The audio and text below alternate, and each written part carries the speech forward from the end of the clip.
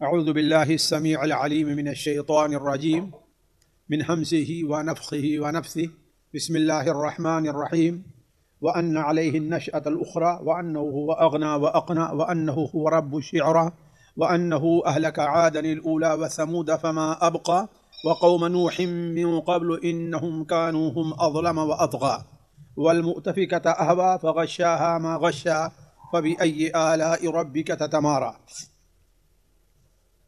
ساتھیو، سورہ نجم کے آخر میں اللہ واحد و قادر کی قدرت اور اس کی وحدانیت کا ذکر چل رہا تھا۔ پچھلی مجلس کے آخر میں چند وہ باتیں بیان ہوئی تھیں جن پر اللہ تبارک و تعالیٰ کے علاوہ کسی کو قدرت حاصل نہیں ہے، جیسے وہی مارتا اور جلاتا ہے، وہی ہنساتا اور رلاتا ہے، اسی نے ایک پانی کے قطرے سے دو جنسیں بیان کی، نر اور مادہ، جو ایک ہی پانی سے بنتے ہیں لیکن ان کی خاصیات، خصوصیات، طبیعت مختلف ہوا کرتی ہے، اور یہ کہ جو ذات ایک پانی کے قطرے سے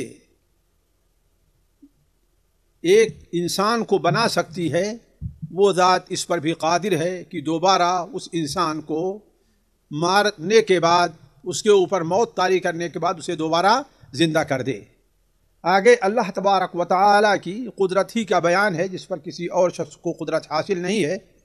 اللہ تعالیٰ فرماتا ہے وَأَنَّهُ وَأَغْنَى وَأَقْنَى، اور بلا شبہ وہی ہے، یعنی اللہ تبارک و تعالیٰ کے علاوہ کوئی اور ذات نہیں ہے، وہ تنہا ذات ہے جو اغنا، بے نیاز کرتی ہے، وَأَقْنَى، اور سامان زیشت دیتی ہے۔ اغنا کے معنی اصل میں ہے غنی کر دینا، اور اقنا کا دو معنی علماء نے کیا ہے۔ ایک معنی تو اغنا کے مقابل میں اقنا یعنی فقیر بنایا ہے، اور دوسرا معنی اقنا کا ہے کہ اغنا کے معنی یعنی بے نیاز کیا ہے، اسے ضرورت بھر کی چیز دی ہے، وَأَقْنَى، اور اسے کنیا کے لیے، سامان جمع کرنے کے لیے بھی اللہ نے دیا ہے، یعنی اللہ تبارک و تعالیٰ نے اسے ضرورت سے زیادہ دیا ہے۔ یہ اللہ تبارک و تعالیٰ ہی کی قدرت ہے۔ ظاہر بات ہے اس بارے میں کسی بھی انسان کو کوئی قدرت حاصل نہیں ہے کہ وہ جسے چاہے مالدار کر دے، وہ جسے چاہے وہ فقیر بنا دے، ایسا نہیں ہے۔ ایک ہی آفس کے اندر، ایک ہی فرم میں، ایک ہی کمپنی میں دو آدمی کام کرتے ہیں، دونوں کی تنخواہ برابر ہوا کرتی ہے، مالک دونوں کو برابر ان کا حق دیتا ہے، لیکن دونوں کے حالات زندگی کے اندر فرق رہا کرتا ہے۔ ایک شخص کو صرف ایک شخص کو جو ملتا ہے اس سے اپنی ضروریات کو پوری کر سکتا ہے، کسی کا محتاج نہیں رہتا۔ البتہ دوسرا شخص جو ہے اسے اتنی ہی تنخواہ ملتی ہے لیکن اس کی ضروریات پوری ہونے کے بعد اس کے پاس بچا بھی رہتا ہے۔ تو وَأَنَّهُ هُوَ أَغْنَى وَأَقْنَى، دونوں معنی لینے میں کوئی حرج نہیں ہے کہ اللہ تبارک و تعالیٰ ہی ہے کہ کسی کو بے نیاز کرتا ہے، اس کی ضرورت بھر دیتا ہے، وَأَقْنَى، اور جس کو سامان یعنی خزانہ کرنے کے لیے، اکٹھا کرنے کے لیے دیتا ہے، ضرورت سے زیادہ دیتا ہے۔ اور یہ بھی معنی ہو سکتا ہے کہ وہی اللہ تعالیٰ ہے جو مالدار کرتا ہے، اور وہی ہے جس کو چاہتا ہے وہ فقیر بنا دیتا ہے۔ وَأَنَّهُ هُوَ رَبُّ الشِّعْرَى، اور وہی ہے، اس کے علاوہ اور کوئی نہیں ہے۔ ہوا جو، رب مانے مالک، مانے خالق، مانے تصرف کرنے والا، وہ رب الشعرا، شعرا کا رب ہے۔ شعرا ایک ستارہ ہے جس کے بارے میں کہا جاتا ہے کہ یہ سورج سے 23 گنا زیادہ بڑا اور روشن ہے، اور سخت گرمی کے موسم میں یہ ظاہر ہوتا ہے۔ اس کی خوبی یہ ہے کہ جس وقت وہ ظاہر ہوتا تھا اس وقت دریائے نیل کے اندر ابھار آتا، وہ جب ظاہر ہوتا تھا تو اس کی روشنی لوگوں کو چکا چونک کا دیتی، اس لیے بہت سے قبیلے جیسے بنو خزاعہ تھے، وہ لوگ اس تارے کی پوجا کیا کرتے تھے، مصر کے لوگ بھی اس کی پوجا کرتے تھے۔ تو اللہ تبارک و تعالی بیان کر فرما رہا ہے کہ وہی ہے جو اس کا رب ہے، وہ اس کے تابع ہے، وہ عبادت کے لائق نہیں، عبادت کے لائق تو کون ہے؟ اللہ تبارک و تعالی ہے۔ تو وَأَنَّهُ هُوَ رَبُّ الشِّعْرَى وَأَنَّهُ أَهْلَكَ عَادًا الْأُولَى، اور وہی ذات ہے جس کے ہر قسم کی قدرت جس کے ہاتھ میں ہے، اور وہ جو عبادت کے لائق ہے کہ أَهْلَكَ عَادًا الْأُولَى، اسی نے عاد اولا کو، پہلے جو گزرے ہیں عاد، ان کو اسی نے ہلاک کیا۔ قوم عاد جانتے ہیں کہ قرآن مجید میں ان کا ذکر بار بار آیا ہے، اور ان کی طرف اللہ تبارک و تعالی نے حضرت ہود علیہ السلام کو نبی بنا کر کے بھیجا تھا، اور اللہ نے انہیں ایسی قدرت سے نوازا تھا کہ وہ اپنے قدرت کے، طاقت کے زعم میں کہا کرتے تھے من اشد منا قوہ، ہم سے بڑی طاقت والا کون ہے؟ تو اللہ تبارک و تعالی کی ذات تو یہ ہے کہ تم لوگ جانتے ہو، ان کا قصہ تم لوگ سنتے اور پڑھتے ہو، ان کے ویران شدہ کھنڈرات پر اور آبادی پر تمہارا گزر ہوتا ہے، وہ اس قدرت کے باوجود بھی اللہ تبارک و تعالی نے انہیں ہلاک کیا ہے۔ تو وَأَنَّهُ أَهْلَكَ عَادًا الْأُولَى، عاد اولا انہیں دو وجہ سے کہا گیا ہے۔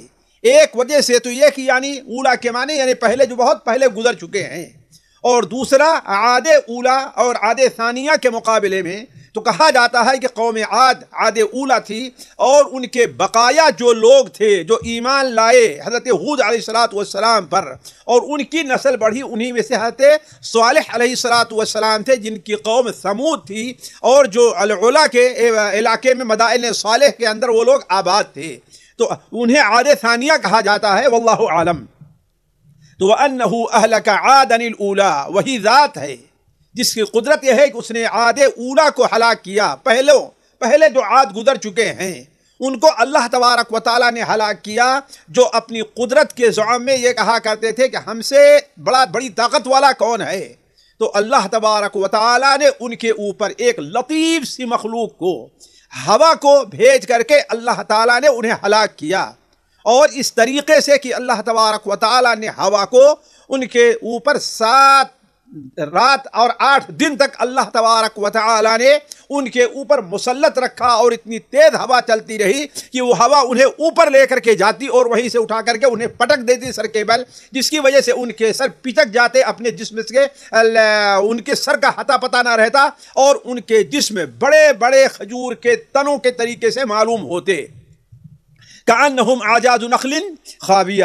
تو وَأَنَّهُ أَهْلَكَ عَادًا الْأُولَى، تو اس کی ذات قدرت والی تو یہ ہے، وَثَمُودَ فَمَا أَبْقَى، اور اسی نے ہلاک کیا ہے ثمود کو، اور ایسا ہلاک کیا کہ فما ابقا، ان میں سے کسی کو باقی نہیں رکھا، یعنی جن لوگوں نے بھی نبی اپنے وقت کے جو نبی تھے صالح علیہ السلام، ان کی مخالفت کی، انہیں جھٹلایا، ان کی تکذیب کی، اللہ تبارک و تعالی نے انہیں صرف ایک چیخ سے اللہ تبارک و تعالی نے انہیں ہلاک اور برباد کر دیا۔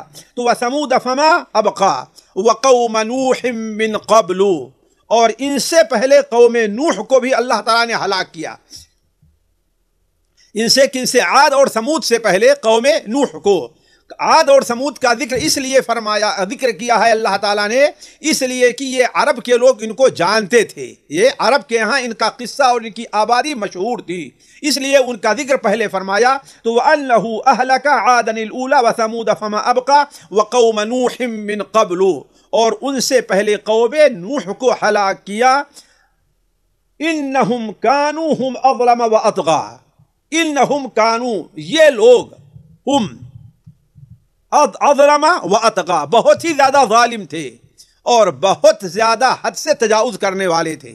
یہ قوم نوح بھی ہو سکتی ہے، یعنی قوم نوح، قوم ہود اور قوم صالح کے مقابلے میں زیادہ ظلم کرنے والے، زیادہ شرک کرنے والے، اور زیادہ اللہ تعالیٰ کی حدود کو پامال کرنے والے تھے، اور ان کے زیادہ ظالم اور زیادہ طاغیہ ہونے کی اس سے بڑی دلیل کیا ہوگی کہ حضرت نوح علیہ السلام ان کے یہاں 950 سال تک رہے، انہیں دعوت دیتے رہے، اور دعوت کا کوئی ایسا اسلوب نہیں ہے جسے استعمال نہ کیا ہو۔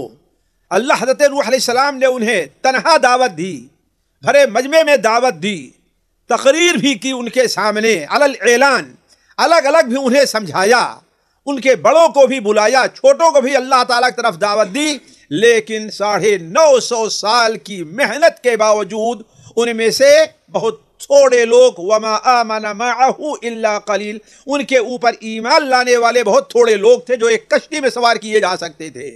تو وَأَنَّهُمْ أَظْلَمَ وَأَطْغَىٰ، انہم کانوا ہم اظلم واطغیٰ، یہ سارے کے سارے یعنی قوم نوح کے لوگ بہت ہی ظالم تھے اور بہت زیادہ حد سے تجاوز کرنے والے تھے۔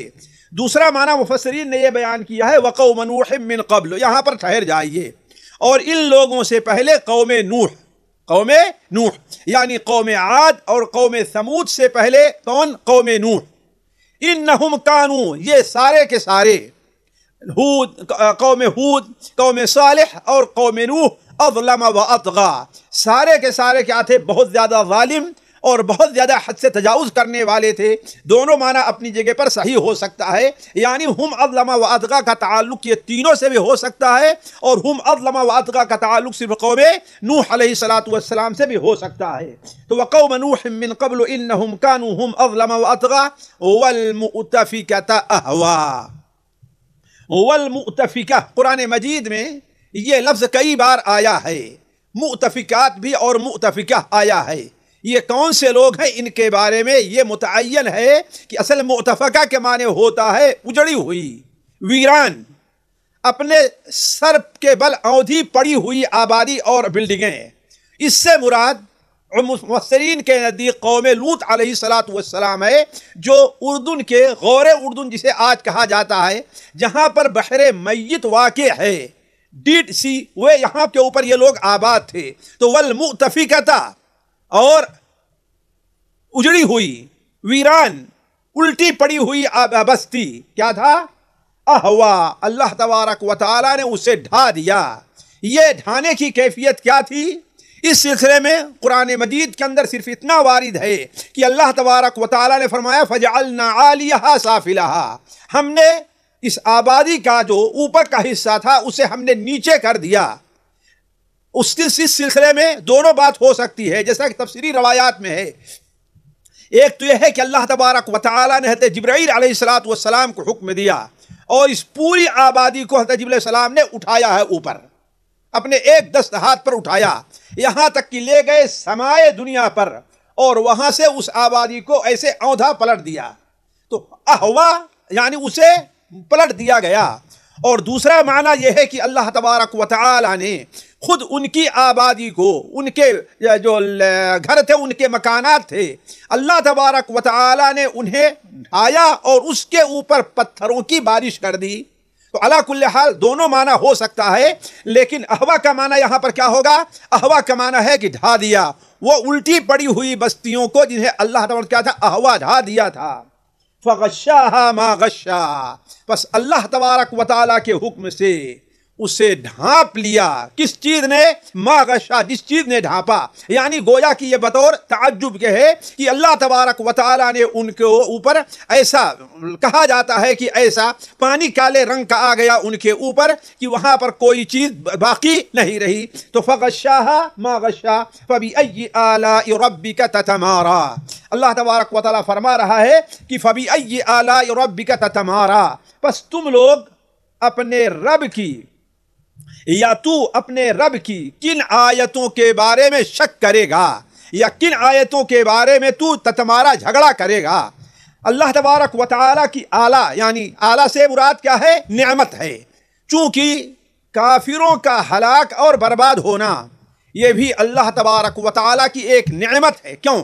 اس لیے کہ وہ لوگ اللہ تبارک و تعالیٰ کی زمین کو، جو پاک زمین ہے، اسے فساد کی، شرک کی، نجاست کے اڈے بنائے ہوئے تھے، تو گویا ان کا ہلاک ہو جانا بھی ان کے لیے، لوگ روئے زمین کے کہ اللہ تعالیٰ کی نعمت ہے۔ تو فبأي آلاء ربک، پس تم اپنے رب کی کن کن نشانیوں کو تتمارا، اس کے بارے میں شک کرو گے۔ گویا یہ چیز قریش کو متنبہ کیا جا رہا ہے کہ اللہ تبارک و تعالی نے تمہارے سامنے یہ واقعات جو بیان کیے ہیں، ذرا سوچو، ابھی تک اللہ تبارک و تعالی نے تمہارے اوپر جو ان قوموں کے طریقے سے عذاب اللہ نے نہیں لایا ہے، تو گویا یہ اللہ تبارک و تعالی کی تمہارے اوپر نعمت ہے۔ اس رسول کا آنا تمہارے لیے نعمت ہے کیوں؟ اس لیے کہ یہ رسول نہ آتا تو شرک اور کفر کے اندر پڑے رہتے۔ اس رسول کو آنے کے باوجود بھی اللہ تعالیٰ تمہیں مہلت دے رہا ہے، یہ بھی تمہارے لیے اللہ تبارک و تعالیٰ کی نعمت ہے۔ تو فَبِأَيِّ آلَاءِ رَبِّكَ تَتَمَارَىٰ، تم اللہ تبارک و تعالیٰ کی نعمتوں کو، کن کن نعمتوں کو تم جھٹلاؤ گے، یا نہیں جھٹلاؤ گے نہیں بلکہ شک کرو گے، یا تتمارا کے معنی کیا جائے کہ الجھتے رہو گے، یعنی اللہ تبارک و تعالیٰ کے نبیوں سے تم بحث حجت کرتے رہو گے۔ هَذَا نَذِيرٌ مِّنَ النُّذُرِ الْأُولَىٰ، ہادہ نذیر، یہ چیز کیا؟ یہ چیز ایک تو ہو سکتی ہے کہ اللہ کے رسول صلی اللہ علیہ وسلم نذیر، ایک ڈرانے والے ہیں، من النذر الاولیٰ، پہلے رسولوں کی طرح، پہلے ڈرانے والوں کی طرح، یعنی جس طریقے سے قوم عاد طرف حضرت ہود آئے ڈرانے والے، قوم سمود طرف حضرت صالح آئے ڈرانے والے، قوم نوح طرف حضرت نوح علیہ السلام آئے، متفقہ کی طرف حضرت لوط علیہ السلام آئے، انہی لوگوں کے طریقے سے یہ نبی بھی تمہیں ڈرا رہا ہے۔ اب اگر تم اس نبی کی بات کو نہیں مانتے ہو تو گویا تمہارے اوپر بھی اللہ کا عذاب آنے والا ہے۔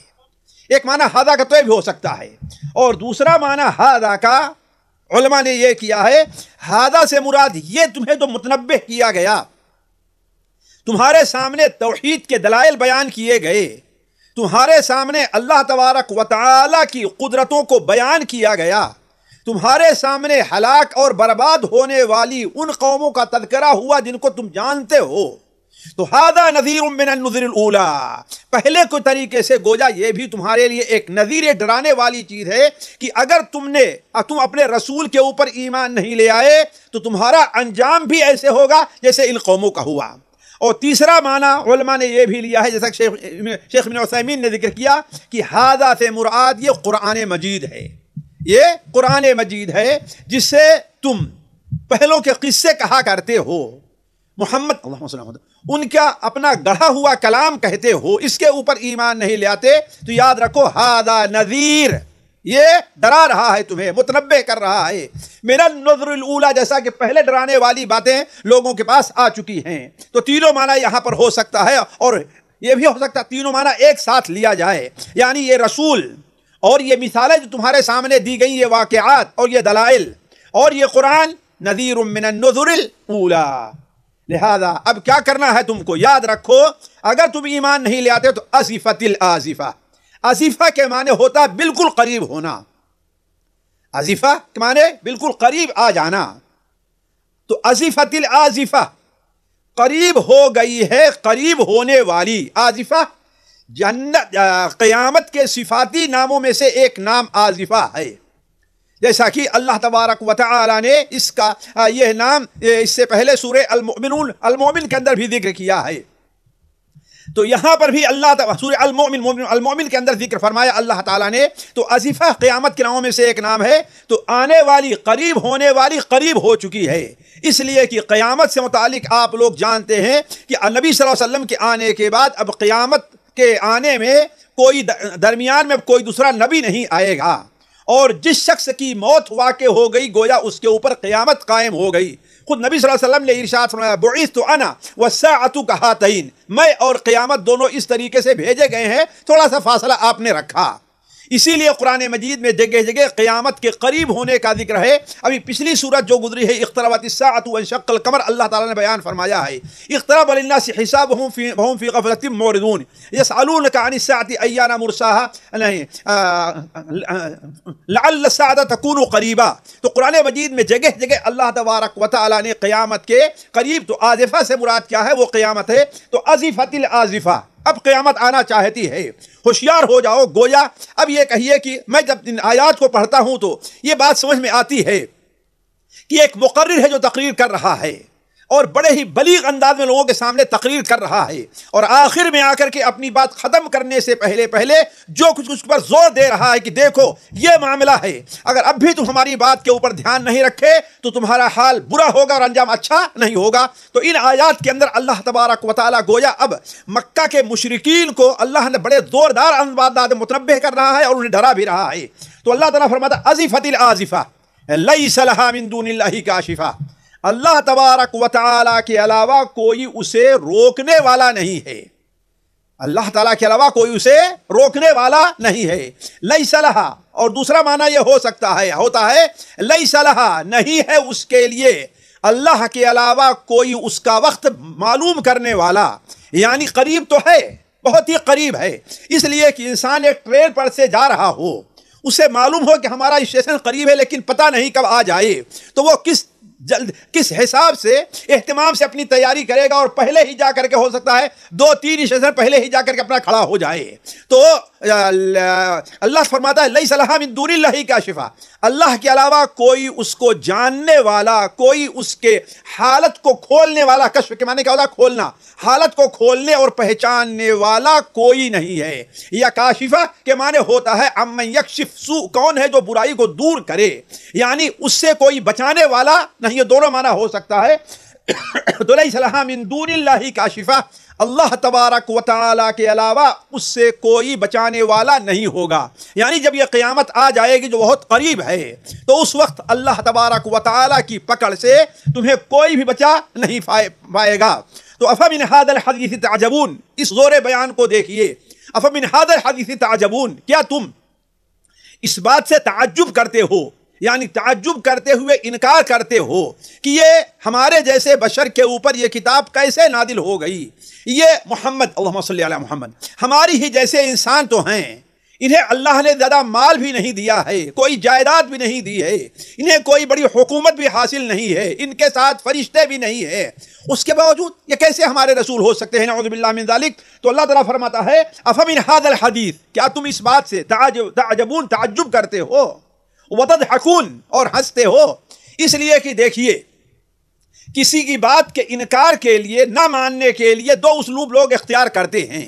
ایک اسلوب تو انکار کا ہوتا ہے، اور دوسرا اسلوب اسے مذاق بنا لینا اور اس کا مذاق اڑانے پر ہوا کرتا ہے، اور دونوں معنی ہوتے ہیں انکار کرنے کے، یعنی اسے ماننا نہیں ہے. تو تعجبون سے اشارہ ہے کہ تم لوگ تعجب کرتے ہو، انکار کر رہے ہو، اسے قبول نہیں کرتے ہو. اور دوسرا معنی تضحکون، یعنی گویا تم اس کا مذاق اڑا رہے ہو، جیسا کہ قرآن مجید میں اللہ تبارک و تعالی نے جگہ جگہ اس بات کا ذکر کیا ہے. ان الذین اجرموا كانوا من الذین آمنوا يضحكون واذا مروا بهم يتغامزون. تو یضحکون کا معنی یہ ہے کہ یعنی تم اس رسول سے، رسول جو دعوت دیتا ہے اس سے، رسول پر جو ایمان لاتے ہیں ان سے، ان کے اوپر تم کیا ہے؟ ہنستے ہو.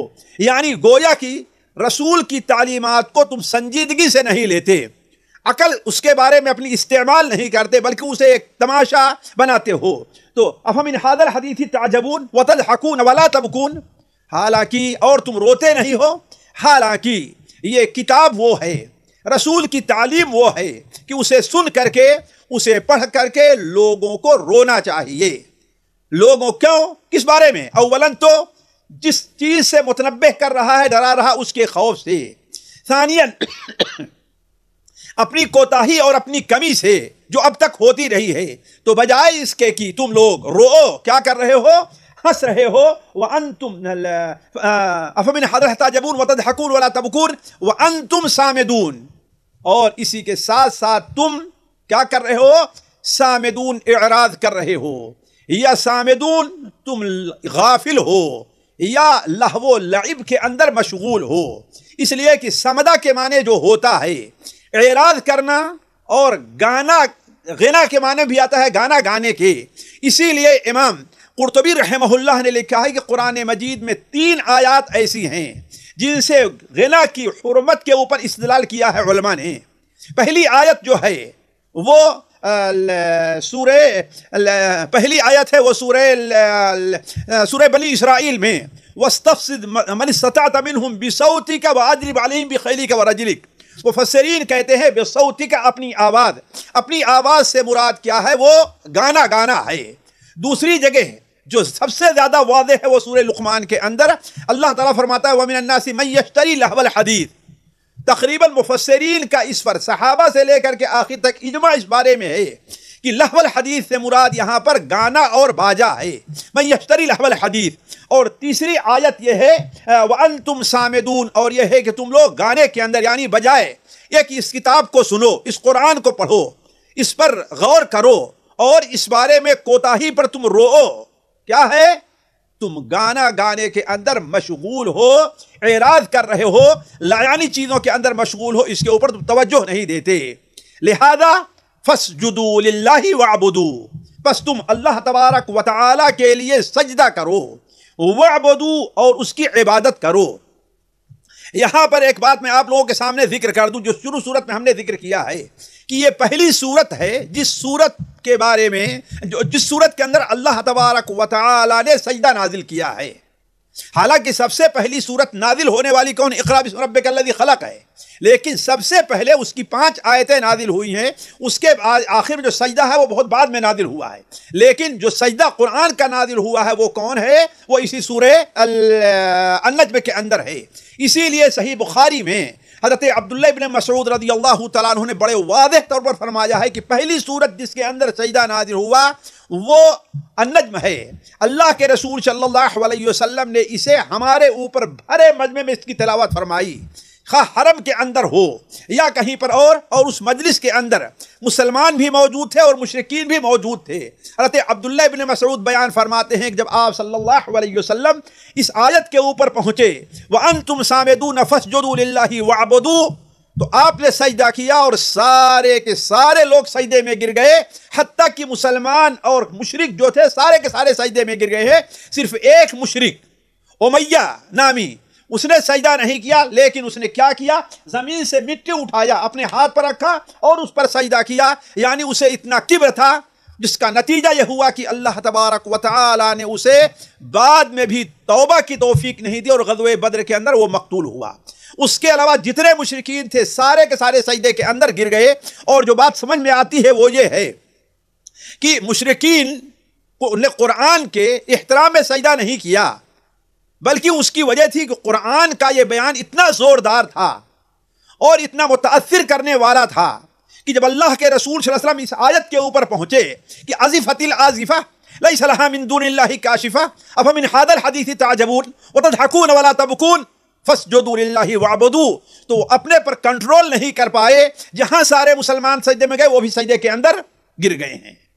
اور اس کا ذکر صحیح بخاری میں ہے کہ انہوں نے سجدہ کیا، تو یہ وجہ ان کے سجدہ کرنے کی ہو سکتی ہے. تو فاسجدوا. اور دوسری بات یہ ہے کہ بظاہر یہ خطاب مسلمانوں سے کیا جا رہا ہے، فاسجدوا للہ واعبدوا، یعنی اس قرآن کے ساتھ اس کا مذاق اڑانا، اس کا انکار کرنا اور قرآن کے بجائے گانے باجے دوسری چیزوں میں مشغول ہو جانا، یہ ان کا کام ہے. تمہارا کام نہیں ہونا چاہیے. تمہارا کام کیا ہونا چاہیے؟ فاسجدوا للہ واعبدوا، کہ تم لوگ اللہ تبارک و تعالی کے لیے سجدہ کرو، یعنی اللہ کے لیے نماز پڑھو، واعبدوا اور خالص اسی کی عبادت کرو.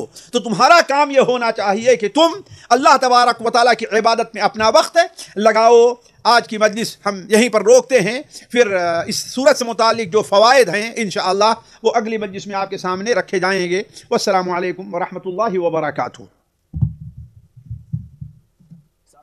ہمارے علمی اور عوامی دروس اور سوال و جواب کی مجلسوں سے آپ خود بھی مستفید ہوں اور اپنے دوست و احباب کے ساتھ بھی شیئر کریں. عین ممکن ہے کہ آپ کے شیئر سے کسی کی اصلاح اور آپ کے لیے صدقہ جاریہ بن جائے.